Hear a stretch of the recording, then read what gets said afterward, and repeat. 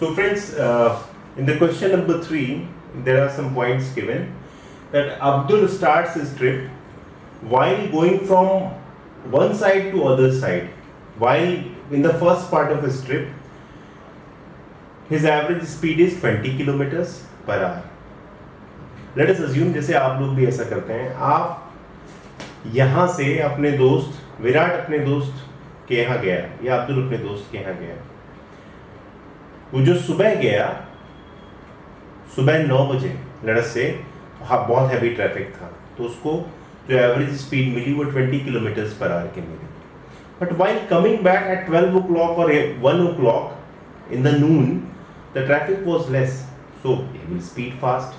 तेज तेज जाएगा वो, है ना, यही बात है ना, तेज तेज पहुंच जाएगा. तो उसका जो एवरेज स्पीड है वो 40 किलोमीटर्स पर आवर है. जब तेज तेज जाएगा तो ज्यादा दूरी तय करेगा, जब धीरे धीरे जाएगा तो कम दूरी तय करेगा. तो पहली बार उसने 20 किलोमीटर्स तय की 1 घंटे में, और जब वापस आया ट्रैफिक कम था तो 40 किलोमीटर्स पर आवर. अब किसी ने पूछ दिया कि भाई पूरे मोशन के लिए सुबह अपने घर से निकला, कहीं पे गया और फिर वापस आया, ठीक है, तो for the whole motion whenever the body has been motion, उस पूरे के पूरे ड्यूरेशन के लिए उसकी एवरेज स्पीड क्या थी.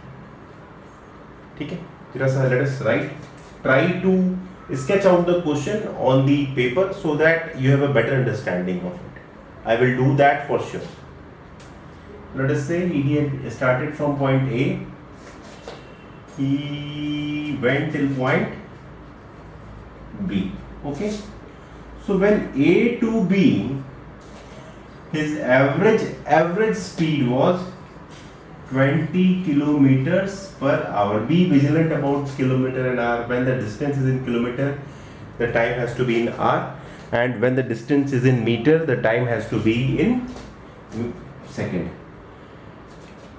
So while going here in this direction, it was 20 kilometers per hour. What average speed?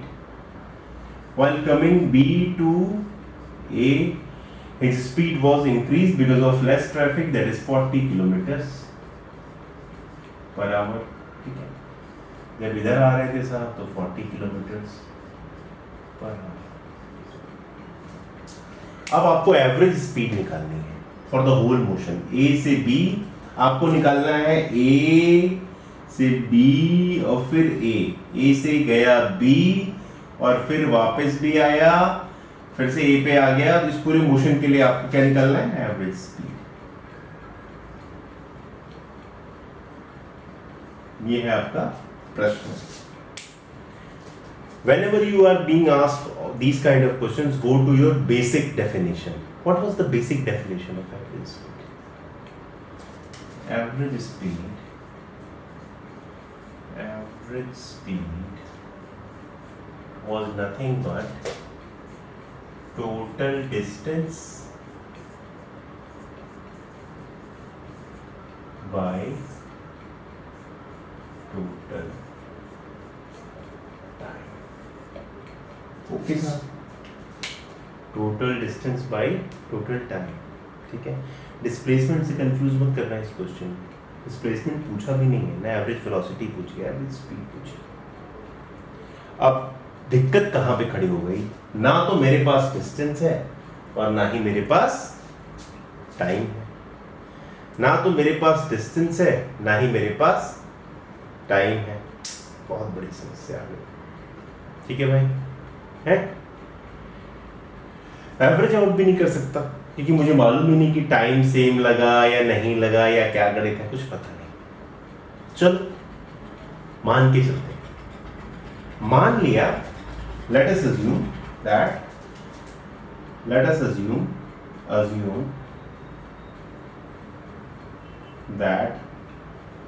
the distance of A to B is what? X kilometers. अब सब कुछ इसमें दिया है भाई, किलोमीटर पर आवर. तो हमने मान लिया A to B की जो डिस्टेंस है X किलोमीटर है. ठीक है, तो पहला केस ले लेते हैं. और A to B जाने में जो टाइम लगा वो लगा T1 hours. ठीक, मान ले, कोई दिक्कत तो नहीं है इसमें. मैंने मान लिया भाई, अब मैं क्या करूं, मुझे मालूम ही नहीं था। अब एक बात तो पक्की है कि ये जितनी दूरी गया था उतनी ही वापस आया होगा, जिस ट्रिप पे गया उसी दूरी से वापस आया, ठीक है, assuming that the path is same. इतना तो हमें मानना ही पड़ेगा, पाथ सेम है, वरना तो पूरा घंटा हो जाएगा, ठीक है। तो B से A की डिस्टेंस क्या होगी, A से B तो x है, तो B से A भी क्या होगी, x किलोमीटर ही होगी, इसमें कोई शक तो नहीं है, ये मानना ही पड़ेगा आपको। हाँ, जो B से A का टाइम है वो हमने मान लिया T2 आवर्स है, वो हमने मान लिया T2 आवर्स है। कितना है, T2 आवर्स है, ठीक है। अब ये ना क्वेश्चन दो तरीके से हो सकता है, either you see that when the speed will be 2 times then time will be half because distance is same। ये तो इसका सीधा सीधा तरीका हुआ, ठीक है, आप इसको मिला के कर सकते हैं। Otherwise I have a different way also. So put the first situation. So first situation says that average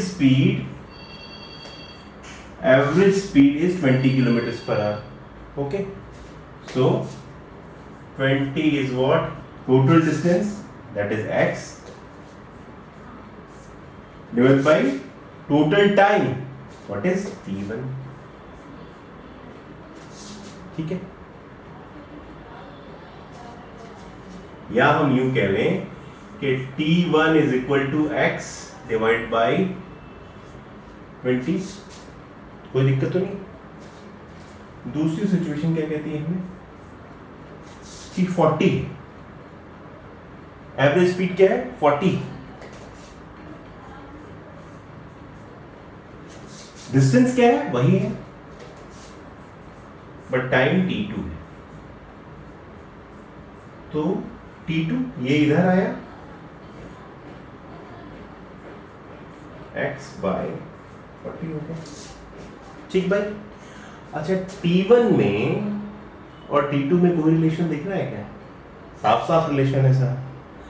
अगर मैं t2 में 2 की गुणा कर दूं, अगर मैं t2 में 2 टाइम्स का इंटू कर दूं तो x बाय 40 इंटू 2, और ये क्या है, ये क्या है, ये क्या है, ये एक्चुअली t1 है, ये एक्चुअली t1 है। ऐसे में ऐसा नहीं करते हैं, ऐसे में कहते हैं this is the equation number 1, this is the equation number 2, dividing equation 1 by 2, ऐसे करते थे, आपके समझ में आ जाएगा। सो इधर क्या है t1, इधर क्या है 2, 1 को आप 2 से डिवाइड कर रहे हैं ना, 1 में इधर क्या था x बाय 20, और आपने क्या डिवाइड किया साहब, आपने डिवाइड किया x बाय 40।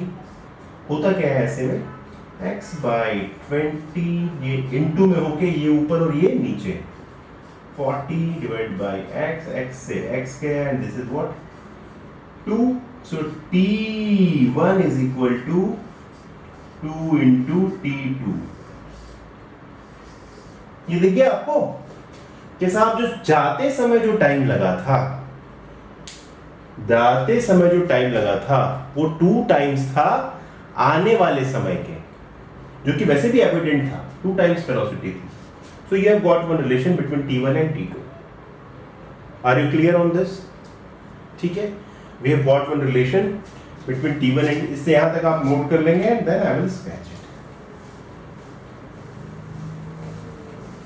चलो सर, आपके पास एक रिलेशन आ गया, the relation is nothing but t1 is equal to 2 into t2।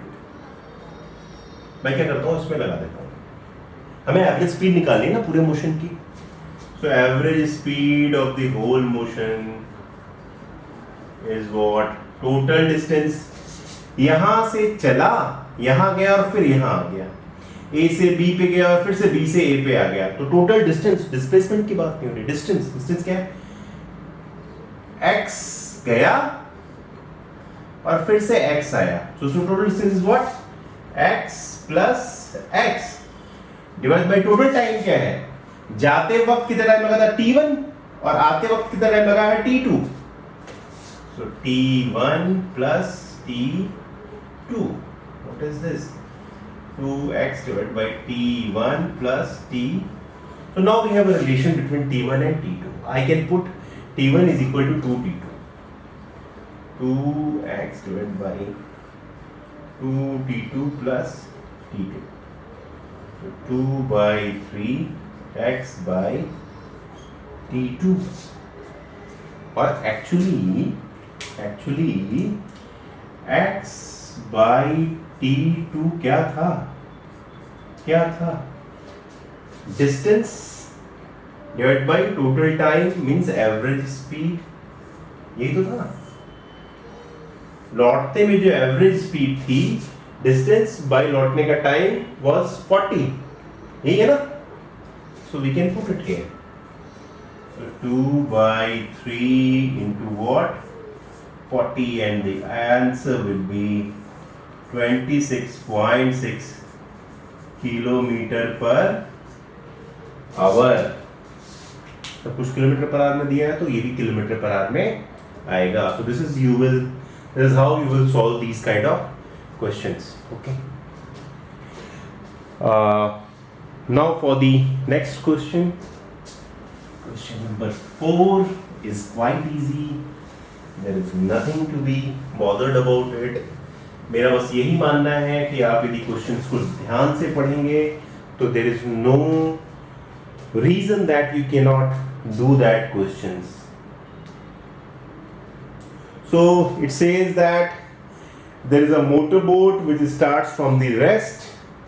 ऐसी होती मोटरबोट, ये मान लिया भाई, कुछ ना ऐसी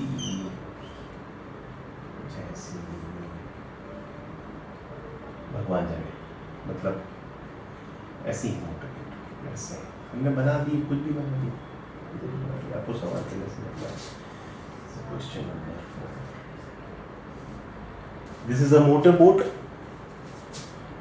पानी पे है, पानी है ना, पानी के साथ पानी.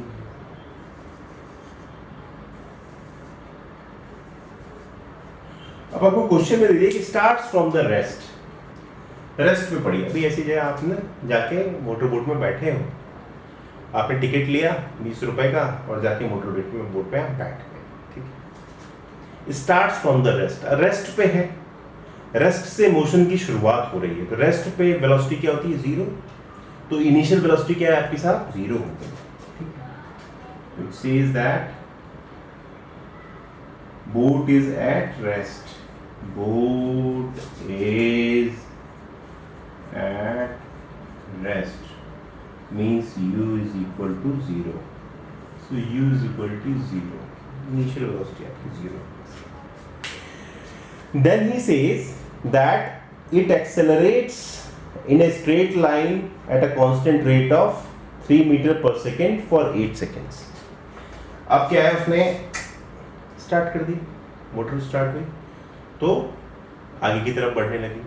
तो उस पर एक्सेलरेशन लग रहा है कितना? उस पर एक्सेलरेशन लग रहा है साहब 3 metre per second. Okay. So acceleration is what? 3 metre per second. Acceleration is what? 3 metre per second. ढंग से लिख देते हैं ऐसे बच्चों के लिए जिन्हें साफ सफाई ज़्यादा पसंद है. 3 मीटर पर सेकेंड. अब वो बोल रहे हैं, वो ना स्ट्रेट लाइन मोशन में जा रहा है. Practically it is not possible to move in a straight line in a river. कभी देखा है सीधी सीधी चाहे दाएं बाएं जरा हमारा तो होती ही रहती है ना. फिर उसने कहा कि आप मान लो, हमने मान लिया, क्योंकि जो इक्वेशंस ऑफ मोशन है that is only valid for the straight line motion number 1, and that is also only valid for the uniform acceleration. तो इसने क्वेश्चन में दिया भी है कि this acceleration is what? Uniform. अगर ये एक्सेलरेशन की वैल्यू बदली साहब तो आपकी जो इक्वेशंस ऑफ मोशन है वो फिर यहाँ पे काम नहीं करेंगी, तो फिर मामला चेंज हो जाएगा. Will study this in coming lectures. And time दिया है 8 सेकेंड्स. 8 सेकेंड्स के लिए ये एक्सेलरेट होते जाता है कांस्टेंट एक्सेलरेशन से. आपसे इस क्वेश्चन में ये पूछा गया है कि how far does the boat travel during this time. अब ये 8 सेकेंड है. That how far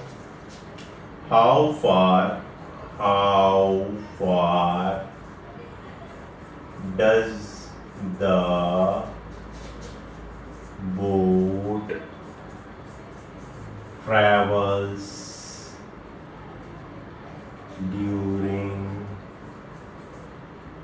this time. तो बेसिकली आपसे डिस्टेंस पूछ ली. क्या पूछ ली? Distance. So is there any relation which is between distance, initial velocity, acceleration and time? Yes, there is one relation, which is S is equal to ut plus half of A into t. Be aware that it is only valid when A is uniform. Acceleration should not change during the motion. Change हुआ तो ये नहीं लगेगा. So what is the distance? Distance is, what is u? U was 0 into time t 8 plus half into, what is the acceleration? 3. What is the time? 8 square, nothing but half into 3 into 64, so this is 32. And finally it reaches to the 96. So 96 meters is the answer of this question. This boat starting from the rest, moving in a straight line path with a uniform acceleration of 3 meters per second, will cover the 96 meters of distance during this time. So please keep on trying NCERT questions. The next question is about graphs. Be aware that the graphs are going to help you a lot in coming lectures and in coming classes, especially for the foundation of IIT, JEE and NEET. So be quite vigilant about these questions. Try to understand. Please put on the comments box if you have any kind of confusion. Thank you for seeing this lecture. Give us some suggestions on the comment box. Keep on watching. We'll keep on updating the videos on YouTube. Thank you very much. Good morning again from Prerna Tutorials.